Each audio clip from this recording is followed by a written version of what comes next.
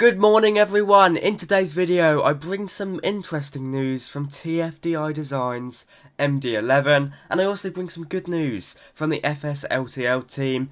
FSLTL has now been fixed for Sim Update 11, so you can now download the update for it and make it work with the latest version of Microsoft Flight Sim. In today's video we're talking about all this and more, so without further delay let us get right into it. Okay, so we'll kick off with TFDI Designs. Now this is probably going to be quite controversial, so do share your thoughts down in the comments, but do keep it civil, of course. Now, interestingly enough, TFDI Designs have announced on their forum that they'll be offering a pre-sale of the MD-11. Now, they've cleverly disguised this as a holiday pre-sale event. I'm not too sure about that. They'll be selling a limited number of copies of the MD-11 as a pre-sale, 1,000 to be exact, for $80 US. Now this is the collector's edition, so it means you get the base package, the freighter expansion, the extended simulation package all together. However, the idea of it being a pre-sale means that you don't actually get it until it's released, or at least in beta. Now, initially TFDI Designs announced a few months ago the pricing of the MD-11 would be around $85 US for the base package, and then $15 US for either expansion package. But I'm just going to put a word of caution out. That does mean you're putting your money, quite a bit of money to be fair, towards a product, and you might not even get it for months.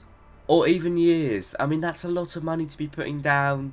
I personally don't believe it's going to be one of the businesses that will take the money in and never give you a product. I think that's a bit far-fetched. Now, they have got a new pricing model. They've obviously realised that what they were charging before, or planning to charge before, which is what I was just talking about, was too much. So the current prices at the moment are $70 US for the base pack, which is passenger or freighter, and then an extra $10 US for the other variant you didn't pick up, whether that be freighter or passenger, and then another $5 US for the extended simulation package. So all in all, it's going in total to around $85 US, which, don't get me wrong, still pretty expensive, but compared to what they were trying to sell us before, that's definitely a lot better. That means, all in all, by buying the pre-sale version, the collector's edition, you'll be saving $5 US.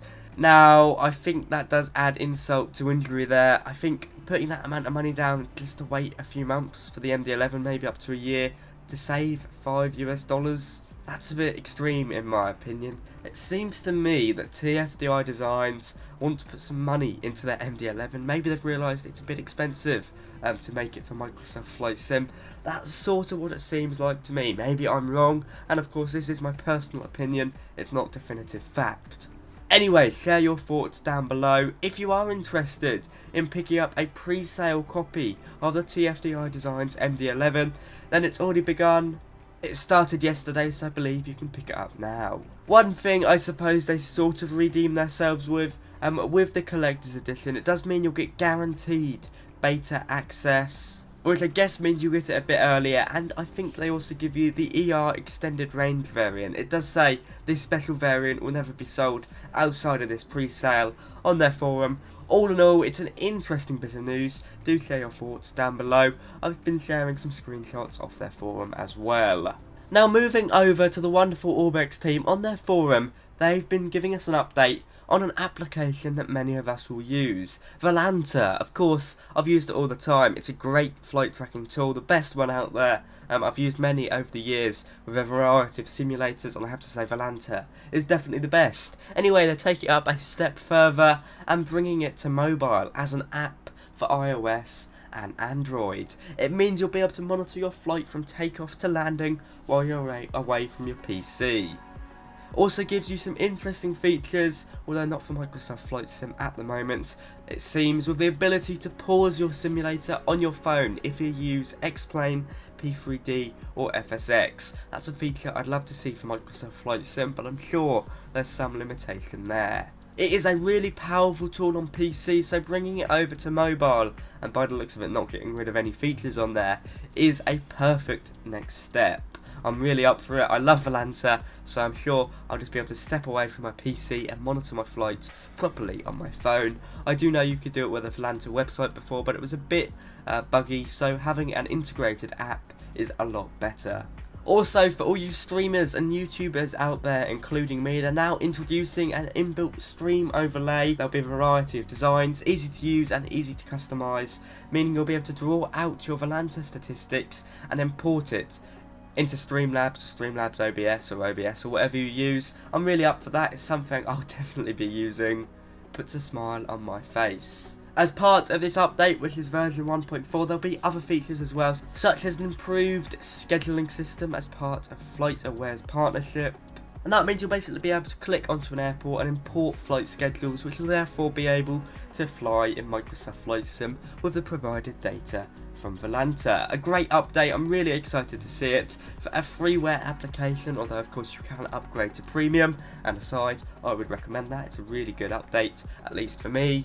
Some really handy features there. It just seems the Orbex team are taking this to another level, which is always good, and I'm glad to see continuous work on it.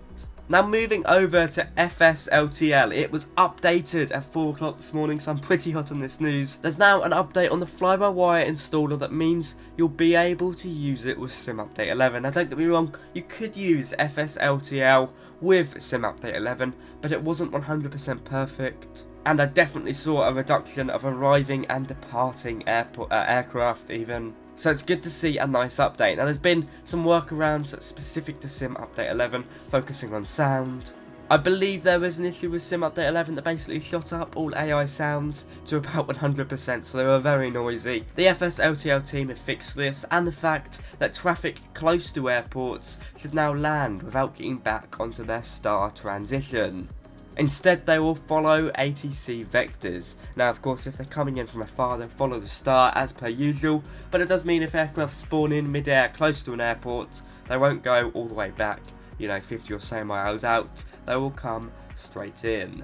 There's still a few SimUpdate 11 issues, but they've definitely improved the performance, as you can see here from my experience. Some really good fixes, and I'm glad the FSLTL team have fixed some problems regarding SimUpdate 11. It is now very much back to how it was. It's great to see, with the exception of a few small issues. I'm not too bothered about them. There we have it, guys, your Microsoft Flight Sim news. Thank you so much for watching. If you have enjoyed, be sure to like, comment and subscribe, and if you'd like to check out the stuff I used to fly, film and edit, my Amazon affiliate links are down below. For me today, I'll see you around. Have a great day. Bye bye.